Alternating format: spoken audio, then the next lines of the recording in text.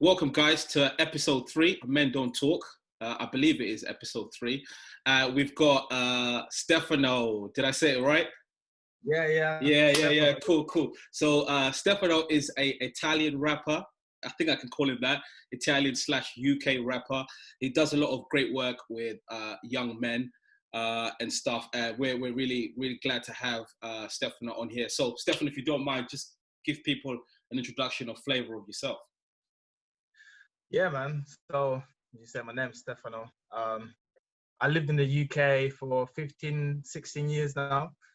I've done various roles, but at the moment I'm working with young people.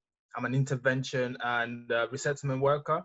So we do intervention of offending behavior. So I work in custody, but I also work in the community with young people who are most at risk of offending. Cool. Yeah. No, nice. Yeah, thanks for that. And also, yeah. Yeah, and also you do music as well, so that's kind of like Yeah. Also, I teach music, music technology courses. So I'm an audio engineer. My background is in audio engineering. Nice. Since I was coming up, I can remember making beats Yeah. selling CDs and tapes of beats and Nice. just moving around the area for doing that. And hustling. I continued that. When I came to the UK, I just continued it.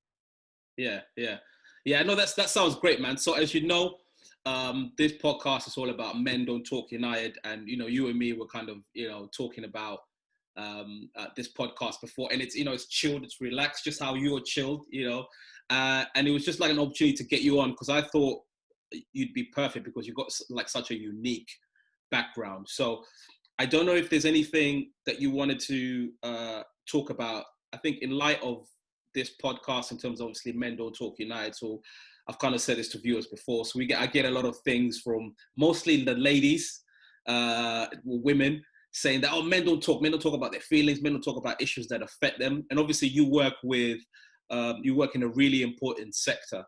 So I was wondering if you'd be able to give us just maybe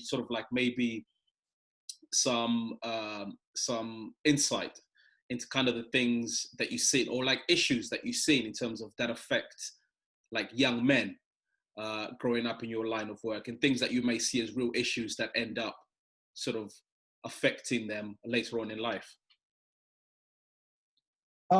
Working with young men, what I see often, the young men that I work with, they are in some very serious life-altering phases of their lives, right?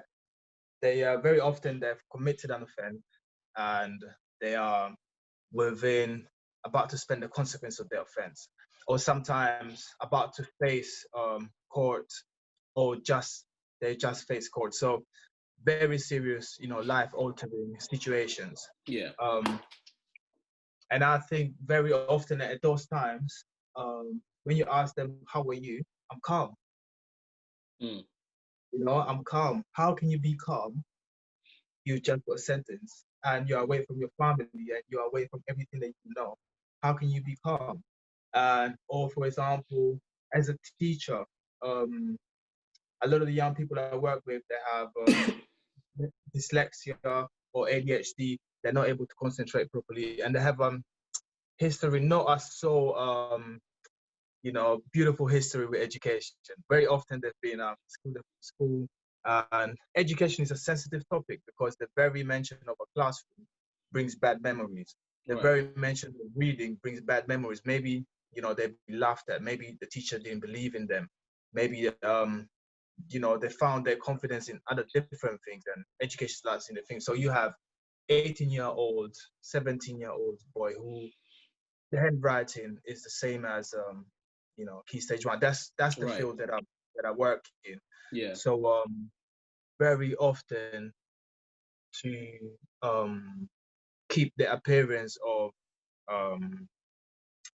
just being in control, or just being keep your pride and not being seen as weak, not being seen as needing help.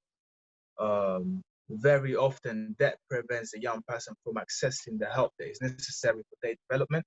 Yeah. Because they don't want that development, they want it for something, right? Some macho, manly, an image that has to be kept, prevents them from accessing them. Yeah, so generally in my role, those are some of the things that I see affecting young. Sure. Yeah. Yeah. And you talk about the you mentioned sort of them sort of keeping things inside or being told that kind of like whether it's like kind of like because they're a boy or they're a man or stuff. So it's kind of like hiding emotions or hiding real feelings. Because the issue with me, and I say issue, is because a lot of the times, a lot of these young men get taught to be like this when they're young. So now it becomes something that stays with them till they're Yeah. older. So from your perspective, do you see that as a serious issue, and how do you think that chain can be broken? I mean, I don't want to get too much into the politics of it and kind of, like the organization you work for and stuff, because obviously we don't want to name them. We want to, for data protection and all that kind of stuff. But just as men, it's kind of like the things that we're seeing, that we know that we're seeing, whether it's from an organization perspective or just kind of like a family home. So how do you think we're going to be able to get some of these young men to sort of come out and, and break this bond or this I hold? think the first thing I'm gonna say this: you be the change that you want to see. Yeah. Right. The first thing, you can teach so many things. You can teach so many theories. You can show so many examples. You can do so many PowerPoint slides. Yeah. But nothing is more real than real humans. Yeah. And the way that you portray yourself, that's the most powerful thing. That's the most touching thing. And very often is fear of judgment. Yeah. So creating an environment and giving out an energy that there is no judgment, and Yeah. just being tactful. Yeah. Yeah. Because I mean, and also I think the reason I'll be asking that is because, a lot of the systems that are in place sometimes are just to, whether it's bringing, young men or even young women out of being exposed to certain things. So whether it's like crime or disadvantaged backgrounds and all that kind of stuff. And I'm kind of hoping like with things like this podcast, and I know there's going to be other guys out there, doing so many stuff, but I felt it was important for me to come up with something like this to try and show, some of the young men or even older men, because we're not age specific, that actually it's okay to talk about the things that you've experienced, the things that you've done, and it's okay, to be emotional, to talk about it. And I only look at it myself. I always say this as an example: is that being a dad to a 4-year-old, a 4-year-old girl, it's much easier because women tend to be more emotional. Women tend to find it easier, I think, dare I say that, to share things a little bit easier. So it's kind of like with my 4-year-old daughter, it's like, for me, it's so important because I never had that connection with my dad. And I grew up with the Zimbabwean mother who was she was a great mom, but she wasn't really emotional with me. So all the things I saw and heard was, oh, you have to be tough as a man. You have to be tough as an African man. So now you grow up and you're like, so I look back at that and then I look at me when I had my daughter and I'm just like, actually, no, I'm going to break this, this hold, because actually it's okay to show emotions to people. It's okay to show emotions to your daughter, your wife, other people and stuff, because actually as men, it helps us get out a lot of things. And we talk about male suicides being high amongst men. So there's an element there, you can say, a big element, I think, that men don't talk enough. So it's like, how do you get out of that? And I'm not by any stretch of the imagination suggesting because I have a daughter and it's all good for me, then therefore all you men should talk. But it's just trying to get to the nitty gritty and say, okay, how do you do it? And I know that's a hard question for me, for you, for anybody. But as you say, it's about being bold, right? And just actually taking ownership of a situation and saying, okay, I may have never done it, but how am I actually going to come out and share whatever mental health issues I may have, whatever issues I may have with, whether it's my dad or with the system or whatever. And it's just, getting talking. So I don't know if you had any other sort of, and even if it's just personal, I don't mind. Just kind of anything that you think, whether it's even within the church environment or an office environment, it just could be anything, maybe anything that you've come across yourself, possibly. Yeah, all the time. Mm, All the time. I think as a personal experience, I can say that there has been time where I've been depressed, quite depressed, and I suffered from anxiety as well. And if you, the things that I can say is when there's a lot of talk about mental health at the moment, it's a big topic that has thing. been promoted across the board, Yeah. politically, education, everywhere. I think it's amazing. It's actually really good. Um, and I've met people who I've overcame, these Mm, issues.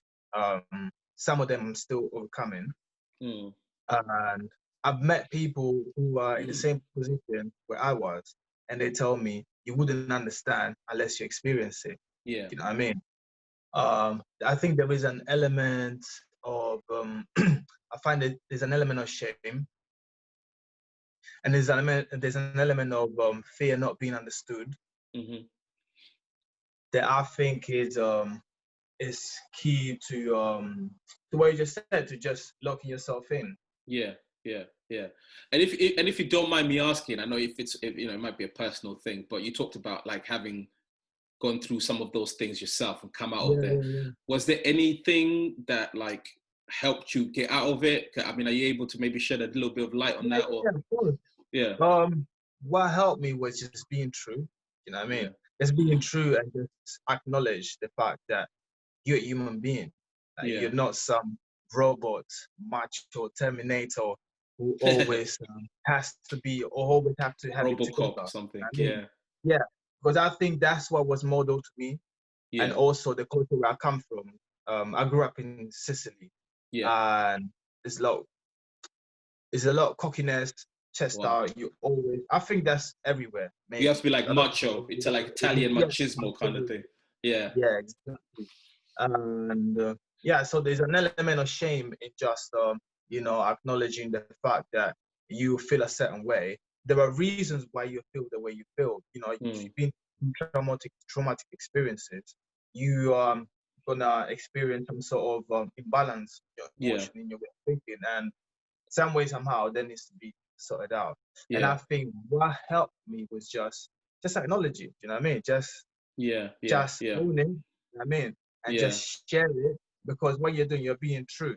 yeah. Otherwise, you are pretending, and when you pretend, really nothing works. Yeah, yeah, and I guess because that's interesting because you talk about just kind of sort of being real with yourself, and I think Mhm. like some people might struggle with that. So I'm Yeah. not trying to be dramatic or anything, but was there a turning point? Was it just like oh, you one day you were just, I don't know, in your house sitting down, or you were lying in bed, or whatever, and someone just said to you like get up, and then that was literally the turning point? Or was it like maybe you spoke to someone specifically? Do you remember at all? If you do? No, it's just been a gradual process. Yeah, yeah. It was, So it's like yeah, so it's like never giving up, because you've got you've got things that you need to get on with it, right? So whether it's like going to work or whatever, there's just always going to be something that keeps you going. So eventually I guess it was like a tipping point for you, just like, right, okay, this is it.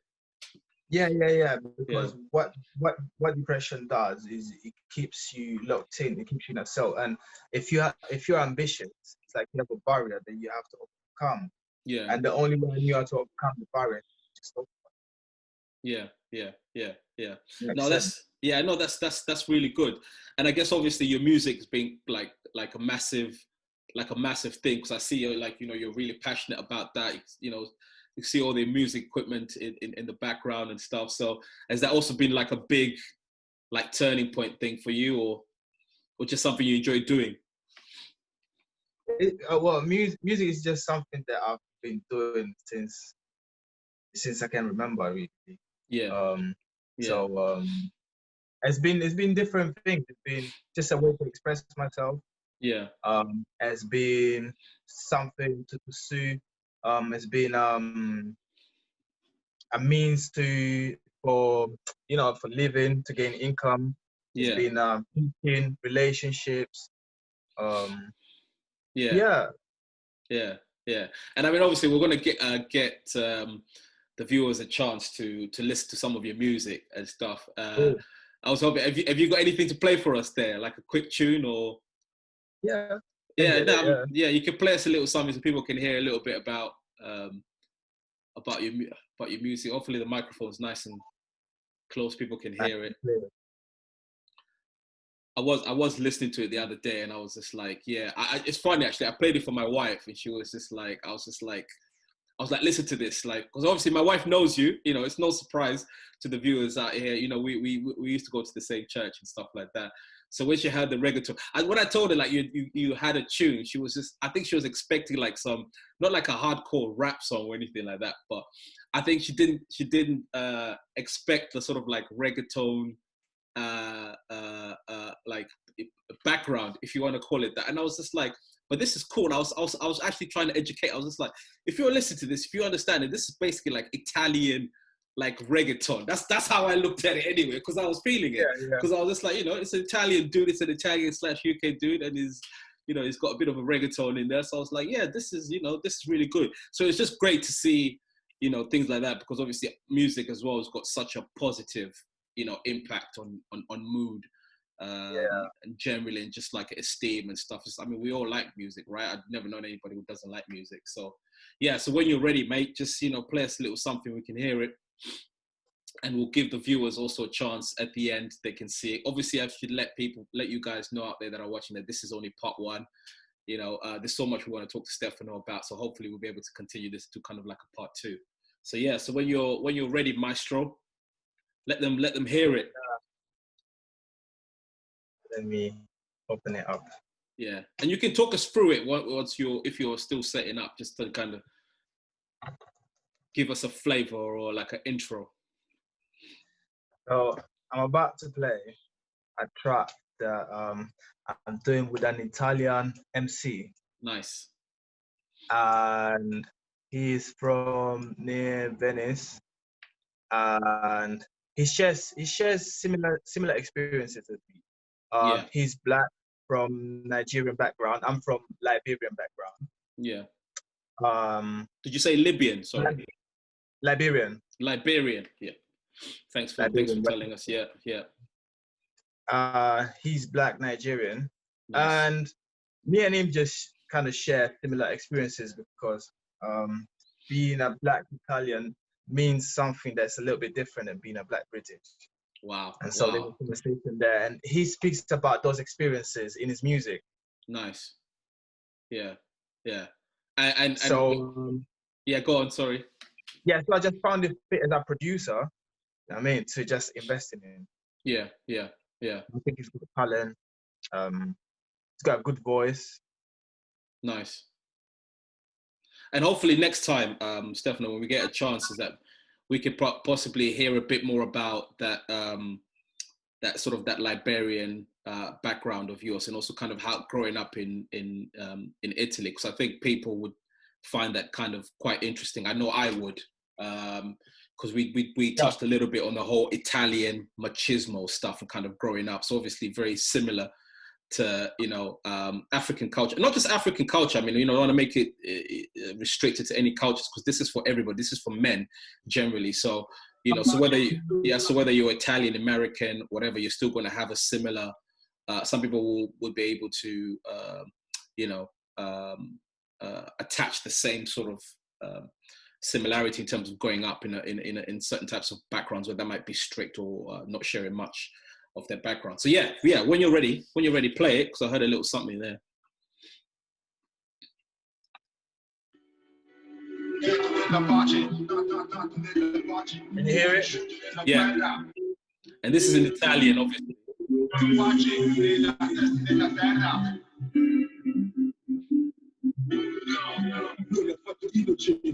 Spirito sopravvivenza, amore fatta di cadenza, perché adesso io ci ho perso la pazienza, cronaca di resistenza, partito dalla monnezza, a scuola sempre sufficienza, negreto per la mia maestra, senza messaggi, bello da raccontare, chiama il capo, chiama la mano, tutti a cena amici sbagliati, nati buttati, anche se buttati lo stato per te che non siamo uguali, io se ne la paranoia di andare a prendere C, io sono qui che per lo scemo qui, chi sta male si fa il diritto di più, io alibi sì, anche se è one to make non me, da dove sono nato qui, hai sente busco per mandarmi soldi, oh, la pace, la pace, nella guerra. Yeah. Yeah, cool. Yeah, no, thanks very much for that. That was proper banging. I can tell you got some serious speakers there.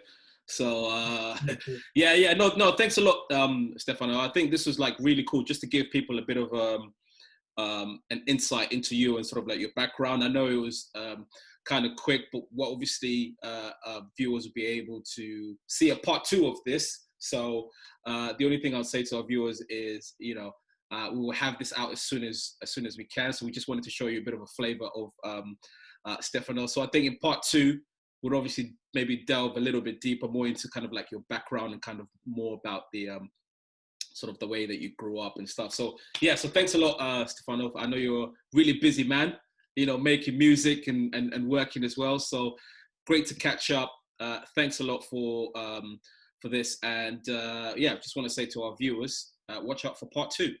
The only other thing I was going to ask, Stefano, do you want to signpost people to like where they can view some of your music, whether that's on Facebook, Instagram, or YouTube? Oh, you can get my Facebook page, Stefano Di Stefano. That's Stefano Distefano again, or Instagram _Stefano